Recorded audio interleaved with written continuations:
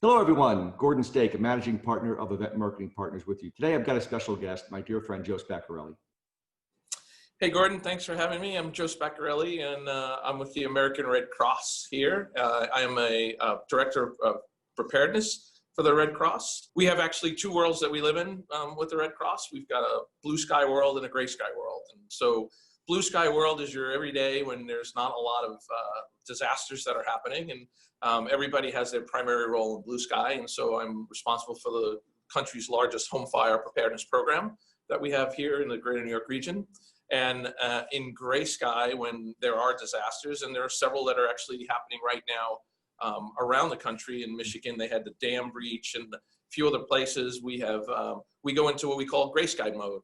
And gray sky mode for us is where we go, and I'm actually operations management. So I will actually go into the field and manage a large scale operation for the Red Cross during times of disaster. Awesome. Joe, I've known you for years. You have such a unique background as being one of the best event marketers I know. How has that helped you with the American Red Cross in what you're doing today? When you think about an event manager and what that person does, it's problem solving, right? Everybody brings you their problem, and everybody needs an immediate fix to that problem.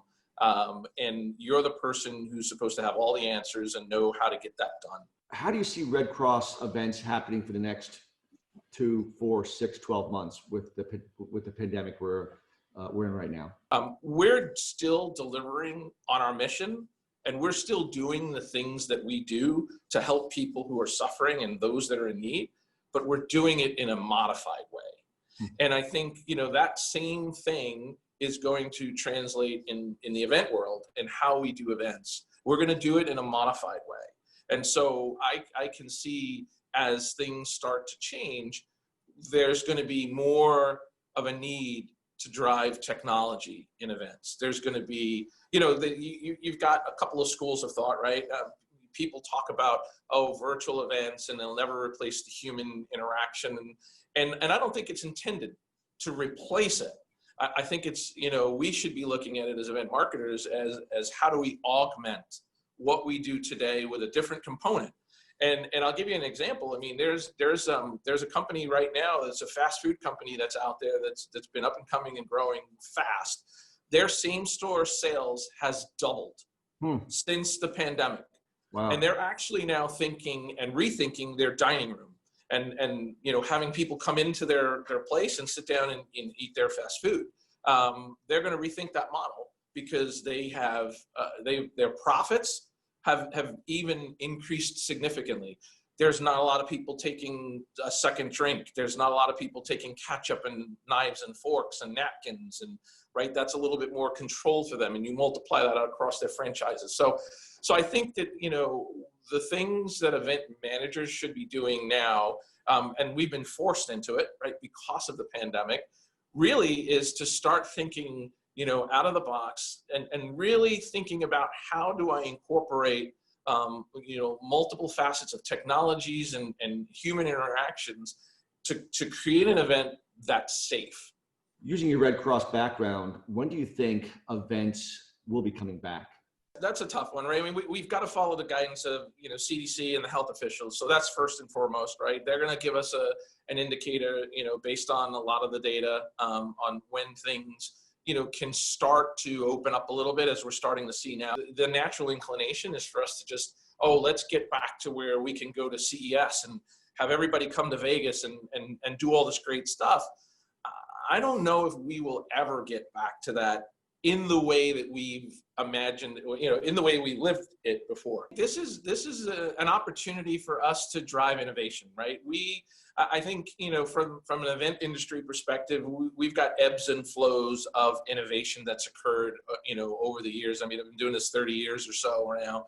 And I think that this, let's be very innovative now in the way we approach it. I think if we are able to demonstrate to them that we're putting the proper measures in place, that we're putting, the things into the program that are going to allow them to make smart decisions for themselves, but give them the opportunity to participate either at a virtual level, at a distance, or in a room, with 10, 15 other people. We've got to be able to demonstrate to them that, we're going to do everything we can to make sure that they're safe. But again, it's a lot of like the public messaging right now.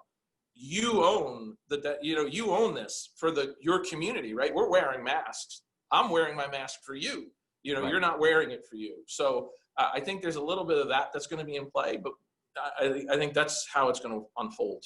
It's really, like you said, learning and adapting to what we're in to help you achieve your objectives, which is perfect. So yeah, and I think this is going to really force us to think about the quality versus the quantity, right? And so as event marketers, you always as brand marketers, you want as many eyeballs as you can, right? And so there's ways that we can still do that to get the awareness piece.